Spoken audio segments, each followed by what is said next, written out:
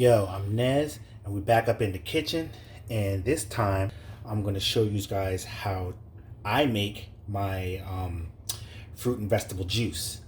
And my efforts of trying to stay healthy, even though I eat like crap, I try to balance it all off by getting some fruits and vegetables in, and instead of eating them like normal people would by cooking them up or having fruit salad or something like that, I prefer to juice them.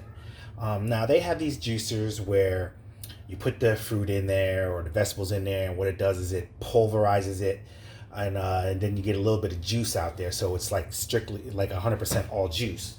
But me, all the nutrients are usually in. Hold on. Sorry about that. My little 1-year-old daughter was calling me, and you know how it is. When a 1-year-old calls you, either you answer her immediately or she's just going to get louder and louder and louder. So I had to go do that, or I wouldn't have been able to continue this video. So once again, I apologize. But like I said, like I was saying, all the nutrients are actually in the skin of your fruits and vegetables. So when you use one of those juicers, it usually gets rid of the majority of the skin and just pulverizes it until all the juice comes out. So I choose to leave everything intact, so that way I get all my nutrients and every benefit from every fruit and vegetable that I could possibly get. Now, let's get into this. First thing, you want to start off by washing all your vegetables.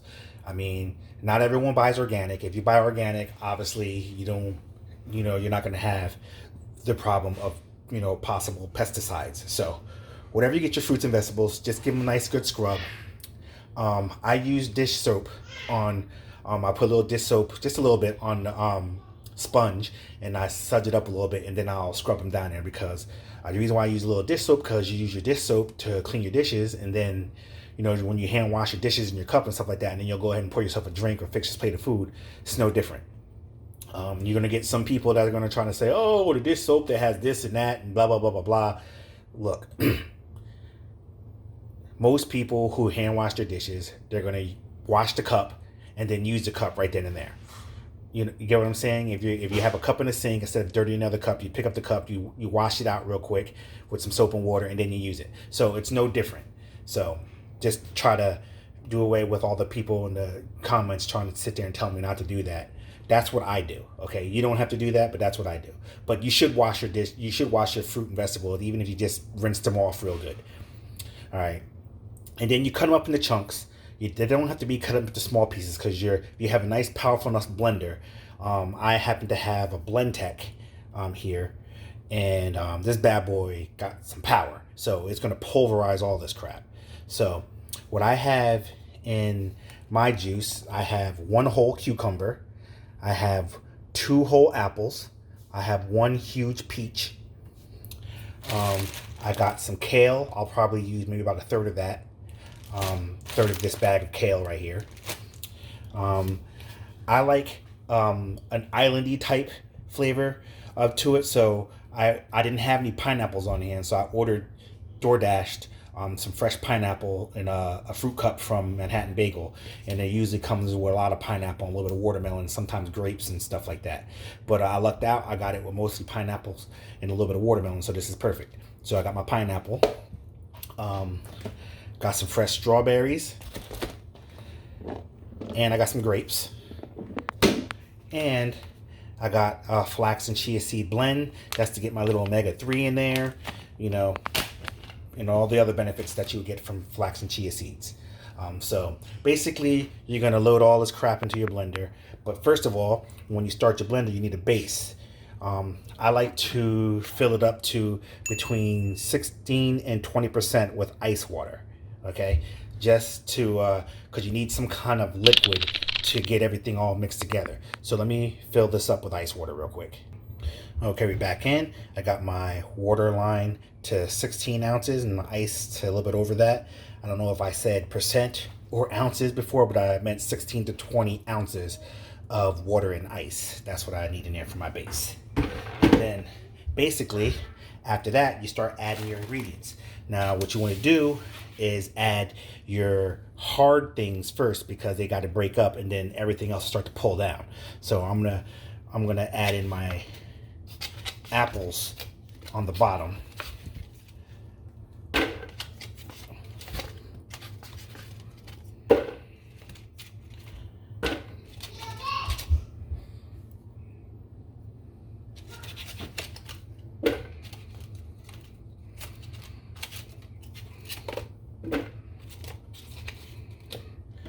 Okay, now that I got my apples all in there, I'm gonna throw in a little bit of sauce. So I'm gonna go with these peaches.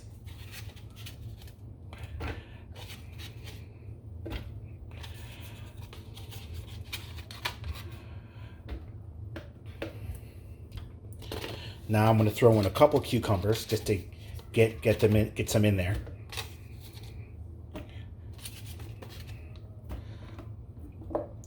Now, as you see, this bad boy is starting to fill up. Don't worry, we'll be good. And so now what I'm gonna do is I'm gonna get some seeds in there because you want the seeds to be all within the mix. So flax and chia seeds. Now I dump roughly. You just need like a tablespoon or two, but I just eyeball it. You don't want to go too much because then your drink turns out to be like sandpaper. Now I'll start adding the good stuff.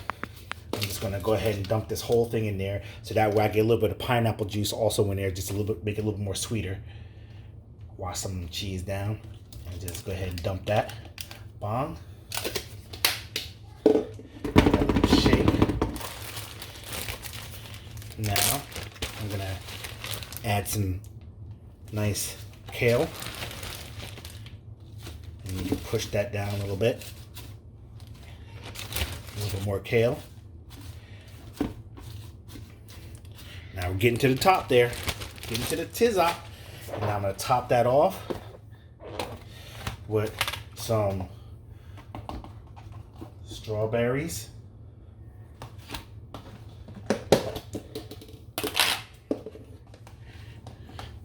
And grapes.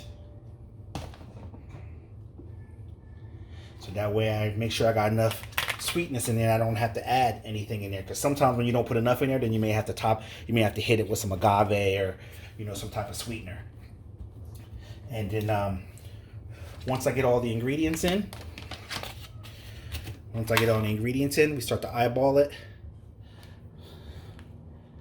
Okay, now you see all the ingredients. Now what we're going to do is you're going to hit the whole juice function in there, and sometimes when you hit the whole juice function, it may jam right away, but you just hit another one and usually it'll kick itself into gear. So let's go.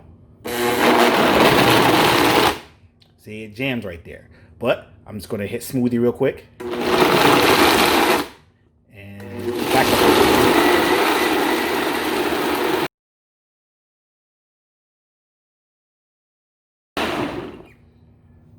Okay, now I see where the fluid line is right there. What I'm going to do is I'm going to hit it with a little bit more cucumbers and maybe a little bit more kale, and then reblend it. So let me add that in there real quick.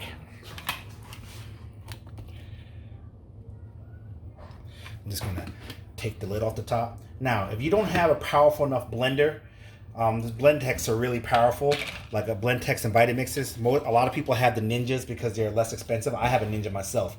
Ninjas aren't great at pulverizing seeds. So I would advise maybe not putting seeds in there, or you're literally going to taste the whole seeds. But everything else you should pretty much be good with, as far as the blender being able to handle. The average blender should be able to handle the fruits and vegetables pretty good. It just doesn't do well with seeds and leafy vegetables. So maybe you may have a problem with the kale a little bit also. But maybe if you blend it a couple times, that might help it out a little bit. So a couple, just to offset the sweetness of the extra cucumbers and kale I threw in there. All right, throw this back on, and this time we're gonna hit the smoothie on here just to get it a little bit smoother.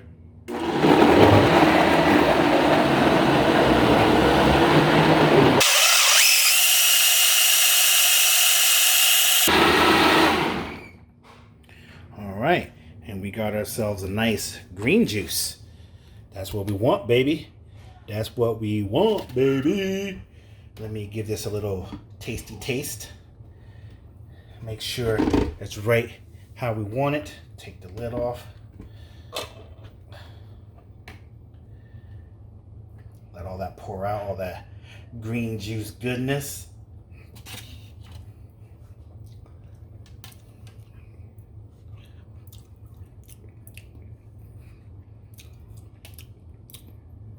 That's good.